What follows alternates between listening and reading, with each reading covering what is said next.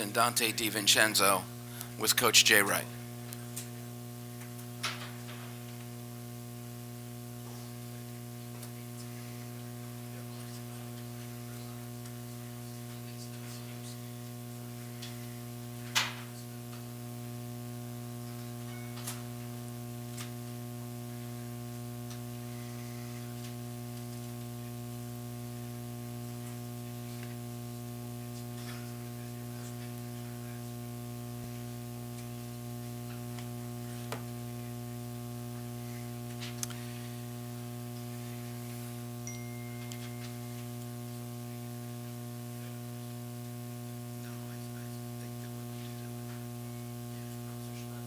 After Villanova's done with everything, yeah.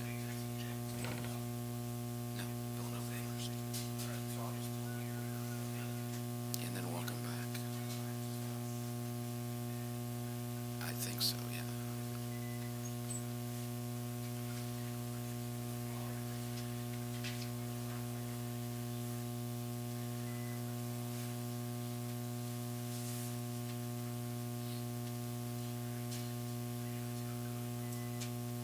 We're good. Just two, actually. So we can take a chair. Yeah, you can take it. Okay, the 41 point margin of victory ties a tournament record set in 1999, Syracuse 96, Boston College 55. Villanova is en route. St. John's is going to be just Chris Mullen.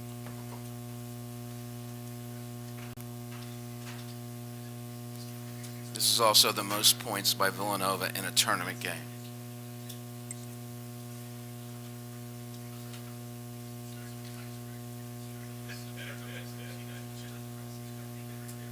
Hey, George.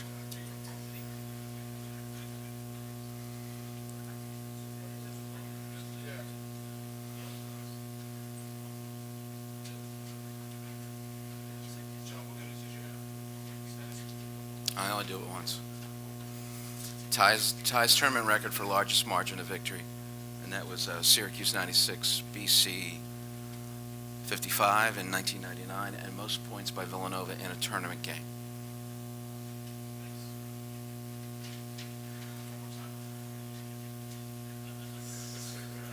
We're only in the quarterfinals.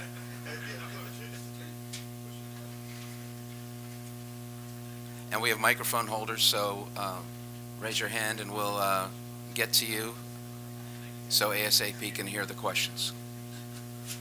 And Villanova is here, Chris Jenkins, Dante DiVincenzo, and Coach Jay Wright.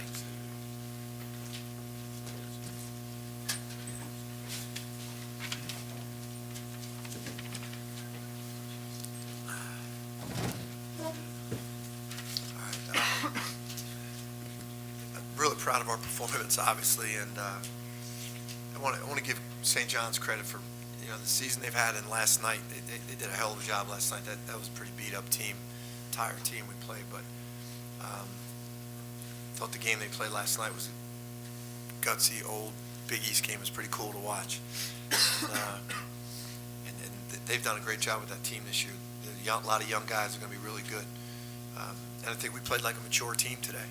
I think we have seniors. Josh Hart. Chris was outstanding offensively, but Josh Hart just set the tone defensively on the boards, getting shots for his teammates, not trying to do too many things, not trying to prove he's player of the year in the conference, just going out there and playing for his teammates. And I thought that was really impressive. And obviously Chris was great offensively, and Dante just continues to get better for us every day. Second row in the middle. Turn off your phones, please. Jay, can you talk about the guys' overall performance today, how you guys jumped all over St. John's? Well, this is what I talk about maturity. You watched that game last night. That was a pretty tough game. And if you're smart and you're experienced, you realize that team can come back, and they're playing with a lot of emotion and can beat you. But that team could be tired if you come ready to play. And if we wouldn't have come ready to play, they were ready to get us. But we were very prepared and rested. And I think that was the difference today. In the middle, Mark. Guys, for all of you, when you shoot like this, what do you do for an encore? You shot. You're an overstatement, anything. I mean, I just have to give a lot of credit to my teammates. You know, they do a great job of making the right play. And like Coach said, Josh set the tone for us defensively. And when your best player does that, you know, everybody else, it's easy for them to fall in line. What's your encore? What do you do next? Oh, next game. That's next game. Down in front, Ruben. For Jay and for Chris, I think 52 points from the bench. I think the bench combined just shoots 16 out of 18. Just talk about how big that is, especially when you don't have Mikal today. No, it's great. You know, we have a next man up mentality. We don't want Mikal to go down to anybody, but, you know, our guys are ready. You know, they've been put in these situations before, so they just get more minutes. You know, more minutes for E, more minutes for Dante, more minutes for Dylan, who played great for us today, gave us great minutes. So, you know, hopefully we'll get Mikal back for tomorrow and get better. Larry, This is on the for left. Jay and the players over here. Can you remember any first half or any half where there were no fouls called on your team? And B, is that like, symbolic of your maturity to be able to defend so effectively without fouling? Yeah, I hope so. I mean, that was pretty. That was a pretty good effort for us defensively. It really was. And again, that is maturity, it's experience. I really, again, you're watching the team. The whole team watched the game together last night. So if you're not prepared for that game, you're not really paying attention. And I think our guys had a great grasp of the scouting report, and I think they did play very intelligently in the first half. Over, right down on the right. Jay, when you, Over there. a couple weeks ago, you made the comment about you felt your guys were a little tired given the grind, and you had only one game in, I think, 12 days. How much do you think that's recharged some of your guys' legs, and do you think that's reflective in the shooting stats today? Definitely. I think that was that week when we looked at it at the beginning of the season, having a week at the end where we didn't play a game, we looked at the schedule and thought, wow, this is going to be tough because no teams like to practice for a week. But at the end of when it happened, when we came upon that week, and we had just played 5 games, really with 6 guys basically, we really needed it. And I thought our guys did a good job. And our Jeff Pierce, our trainer, and our strength coach did a great job getting our guys' legs back. And then we added Darryl. We got him back during that week, so it got us to an 8-man rotation. We went into the Georgetown game fresh, and I think we've come into this tournament fresh. Bob in the middle. Jay, as you look ahead or go through this tournament, having that flexibility of having a more expanded rotation, something like happens today with Bridges or a guy gets in early foul trouble, is that you didn't plan this flexibility, but it happened. What do you see that doing for you down the road, or potentially doing for you? You know, Bob, we always planned to have that. We planned at the beginning of the season to have that. And then when we didn't have Omari, we thought, okay, we can handle that. And then we didn't have Phil. Then it got a little shaky, and then we said it's going to take time to develop this. And you never know if it's going to work. But we've actually developed, not us, these guys, Dante and Eric Pascal and Dylan Painter have really developed this rotation for us. If they weren't playing at the level they are, we wouldn't be able to do it. And it really does give us the ability to stay fresh in tournaments.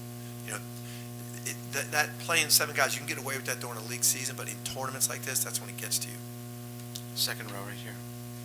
Jay, with 3 seconds left in the first half, you called a timeout and then ran a play that got Jenkins another buzzer beater. Are you looking forward to using that play later in the tournament? I hope so. We take advantage of all those opportunities. There's no better practice than the game. You can do that in practice all you want, and it works. That's nice, but you have to run that against another team and get that experience. And every experience you can get in a game makes you stronger for the next game. So I don't care if anybody knows about it. There's a lot of good coaches out there. I'm more concerned that our players can execute. In the back, Josh. Dante, you had a career high today of 25 points and 7-8 shooting. Tell me how did you feel going into the game, and what kind of lessons have you learned from the leadership from the upperclassmen? I mean, going into the game, I was confident, as in every game, but the only thing I can say about the 25 is it's all because of the seniors. And Jalen, everybody was making the right play, and I found myself open, and today I was knocking down shots. We're going to do 2 more. 1. Coach, you have 34 points in the paint. Of course, everybody knows your perimeter has always been pretty good. How do you feel about your interior? Yeah, I felt good all year. You know, Chris, as good as a shooter as he is, you know, could be our best post-up player.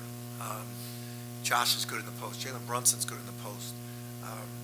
And part of that points in the paint come from having shooters and being able to drive the ball and get to the rim. So it's a combination. So I feel good about that. I feel good about our balance. Last question. Dante, can you just talk about the mentality you guys, you, Eric, Dylan, all the guys on the bench have as far as not having any let up when you get in the game? Just come in and bring energy. Bring energy defensively. Get as many rebounds as we possibly can. And when there's so much attention on players as good as Josh, as good as Chris, you find yourself open. And when you find yourself open, just make a play, whether it's a shot, extra pass, or get in the lane. Villanova, thank you. Thank you, guys. Thanks.